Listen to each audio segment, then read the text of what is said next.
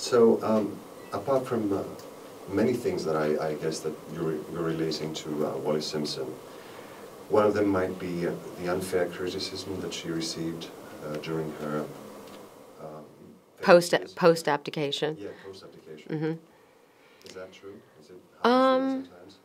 Well, I think she was terribly misaligned and seriously misunderstood by people, because I think a campaign was launched against her and Edward once he abdicated, and they went to live in exile, because I think they really needed people to forget about them. I think they wanted to make them disappear. So I think they created this story, this character of Wallis Simpson, and they turned her into this dark sorceress who put a spell on this man. And surely she must be a witch, because what man would give up so much for a woman? How could a woman, how could a woman make a man do such a thing? She had to have some kind of secret powers, you know what I mean? And I think that they reduced her to something very one-dimensional and something very untrue. And I think she was completely misunderstood, but so yes, it's true, I feel often misunderstood by people, but I have the ability to speak up and to defend myself and to say, to defend myself, really, and I don't think she had that luxury, so I'm here to defend her. And you did that cinematically. Yeah. Which is a new thing for you, directing a film. And I suspect that you're going to do it more often in the future. I hope so. It's a passion, also obsession. Do you obsess over your new projects, I obsess over everything that I work on, yeah. I'm a perfectionist. I obsess over every little detail, and, it drives me and everyone else crazy. But to me, that's how you get a beautiful product in the end, by paying attention to every detail. And I'm sometimes stunned and amazed at how little attention people pay to detail, how willing they are to settle for mediocrity. Speed. Yeah, let's just get things done quickly, and yeah. What do you feel about obsession? When we saw the film, we saw the steps of love, and at some point you have to intellectualize. Can Yes. the obsession remain at that point?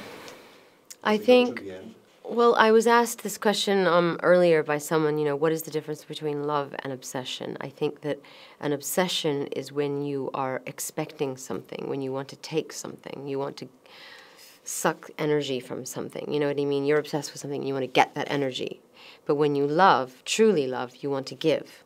So I think the idea of obsession is that at a certain point that energy has to be transformed. So if you can't transform the obsession into love, then of course the obsession will disappear. Yeah. What about music and film? Do you measure success differently in music and in film? Because the reception of a film is much more different than the reception of music. I'm talking about Well, fans, I'm talking about... Of course, I mean, and a song lasts 4.5 minutes, and it can make you feel really good, and then you don't think about it anymore.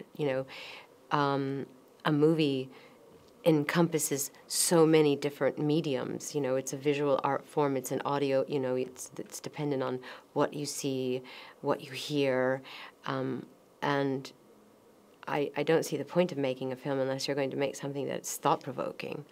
I also would like to be provocative and inspiring with my music, but I don't think that's mandatory, and I don't think that, some people just want to feel good and dance, you know what I mean? So, if you want to just make somebody feel good and dance, it's not as challenging as intertwining two love stories from two different time periods and trying to understand the nature of love. Recently you came to Athens for a concert. Yeah. It was a huge success. Yes. I was there, I saw it. It was amazing. Yeah. What was your best memory of Athens, and what is your tip for Athens? My best memory of Athens was, let's see, I went on a tour with a guide, and she basically took us to a lot of ruins and kind of historical monuments, and was telling us all about you know, all the Greek mythology and what happened with Socrates and Plato and Aristotle. And I mean, the history of Greece is just, I mean, it's mind-boggling. So maybe you take it for granted because you live there. It's I also don't. a burden. Yeah, well, like everything, right? Your blessing can be your curse, depending on how you use it, right? Anyway, but I mean, it's full of history, and it's a great place to learn. And so much started with the Greek Empire, right?